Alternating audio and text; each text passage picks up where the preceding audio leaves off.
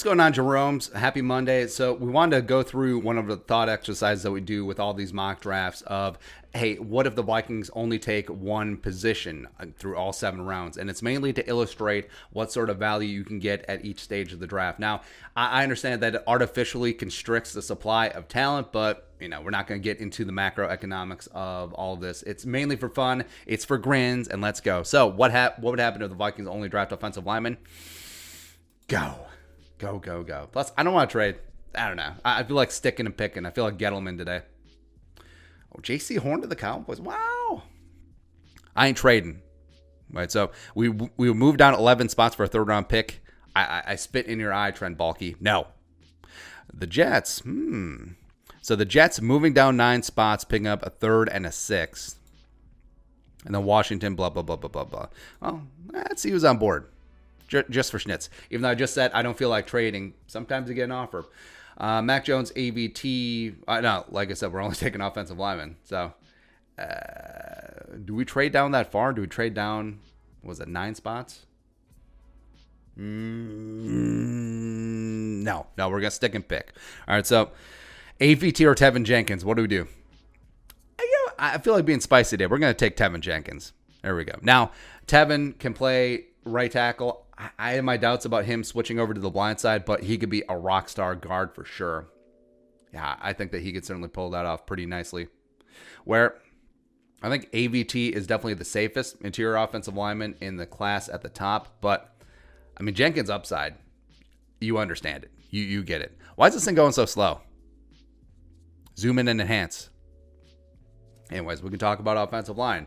So I think the Vikings have painted themselves into a corner the way that they've operated in free agency. And I don't think it was by design. I think the Vikings were clearly in on some of the high priority free agents. They were in on Joe Thuney to a degree. They were in on Zeitler. They were in on a bunch of other guys. But then you see players like Forrest Lamp and Austin Blythe and Ethan Posich going to different teams where it wasn't much. And I understand that, say, Austin Blythe wanted to play center for the Chiefs and a chance to win a Super Bowl, and Forrest Lamp, with the Bills, whatever, and Posich staying at home in Seattle. But money talks, man. Like, you're not going to turn down an extra $500,000. You're not going to turn down an extra $500,000 because, I want to be on this team, I want to be on that team. Now, so it potentially is a failure of the Vikings of, hey, not spending up, not getting an offensive line help in free agency. We're now in the draft. You have to come away with at least 1, probably 2 starters. I got a couple trade offers now. So offensive line, Jackson Carman, Spencer Brown. Do we just take the all upside guys? Forsyth is there. There we go. Spencer Brown, physical freak. I don't know where you play him. You probably have to play him at right tackle, but of course Brian O'Neill is over there chilling. So we got off to a funky start in this draft. We drafted 2 right tackles, and right tackle is the strongest position on the Vikings. So maybe you move Brian into the left tackle. I'm not thrilled about the prospect, although I think that he would be dynamite over there. And then what do? You keep Ezra in at guard. You start one of these jabronis at tackle. Maybe Spencer Brown eventually takes over right tackle. Tevin Jenkins at guard. I don't know. Ben Cleveland, yoink. And like we said, this is not according to Hoyle, 7-round Vikings mock draft. We're taking all offensive linemen. If you can get Ben Cleveland at the back end of the 3rd, that is a steal. Because a guy like Cleveland can come in right away. Spencer Brown, I think, needs to sit for a year, get a little bit more seasoning, get up to speed with the NFL game. And, of course, Jenkins is going to start day 1. But you see where I feel like Spencer Brown's ceiling is higher than Ben Cleveland. That's why that he is rated higher and potentially could be drafted a lot sooner. Same thing with Quinn Meinerz. Now we're into the 4th. 4 force, hit him with the faux. Aaron Banks, chilling. Kendrick Green, chilling. We're on the board. Or we're on the clock. So Deontay Brown, we'll take Deontay Brown. Why not? Screw the scheme. F the scheme right in the face. I'm actually waiting for the Draft Network to do their glitchy thing where you auto pick and then Zimmer just gets a cornerback in there. He always does that. Now we're taking Kendrick Green for sure. I just want to make sure.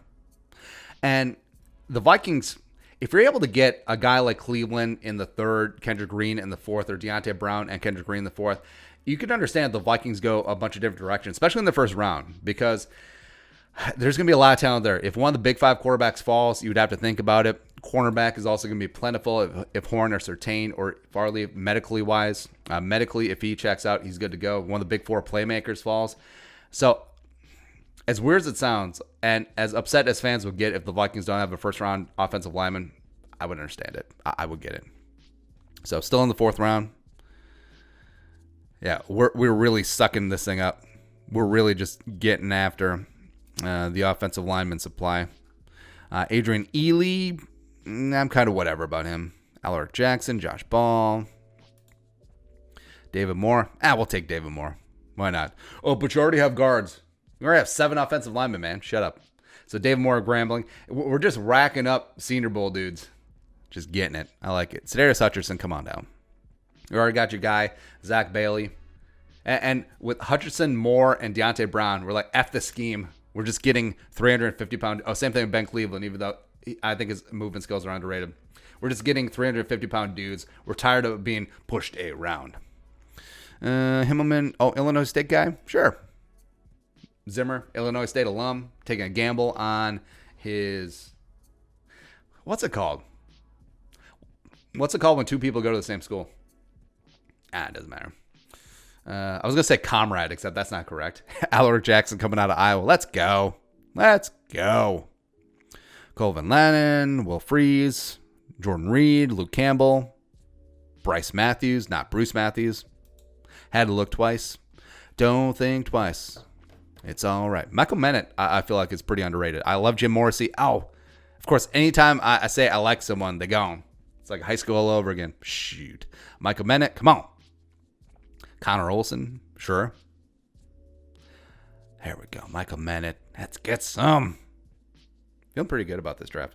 Later, Borum. Now, where do they have Tristan Hodge? Are they down on him, or were they pretty bullish on him? I forget. All these sites and big boards are just widely variant day 3. It's kind of all over the place. It's kind of funny to me. Royce Newman, sure. Landon Young, if we want to go scheme fit wise. Actually, wait, are we done? No, we're done. Never mind. I forgot. 199 Tom Brady was the last pick. So overall, I'm feeling pretty good because I think that you could go all the way down to Kendrick Green as guys that would be week 1 starters. So Deontay Brown, Ben Cleveland, except for Spencer Brown. TBD what happened with Spencer Brown. I think he's a unique case. Same thing would happen if you drafted Deontay Smith coming out of East Carolina. But yeah, if you can get a starter in the 4th round, phenomenal. But that also speaks to how the Vikings have treated offensive line in free agency so far, because who are you really excited about? Like, who's going to start? Is it going to be Rashad Hill? Is it going to be Dakota Dozier? Hopefully not. Is it going to be Oli Udoh? Is it going to be Kyle Hinton? You don't really know. And I'm not down with the notions like, oh, well, if he was so good, he'd be starting by now. Players can't develop over time. So you're telling me that if a player doesn't start as a rookie or as a second-year guy after he missed time with COVID in a weird offseason with no preseason, that he's a bust as a 6th-rounder? Get out of here. But you got Tevin Jenkins up at the top. We win Jenkins over AVT. I think you play him at right tackle. You can play him at guard. Maybe left tackle. I have my doubts.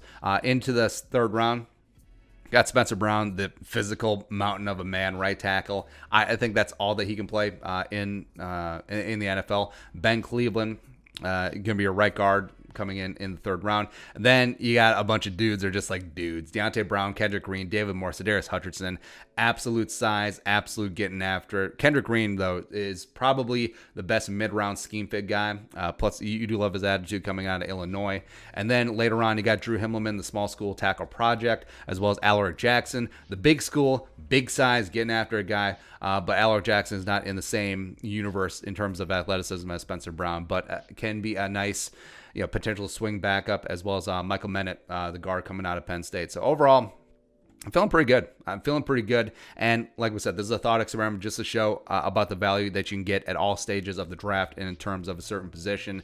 And like we said, if the Vikings don't go offensive line in the 1st round, I understand that people will be upset, but you tell me third round, fourth round, this is the approximate value that you could potentially get, I would be okay with it. And then you get some nice projects later on, some high-end lotto tickets. So let's go.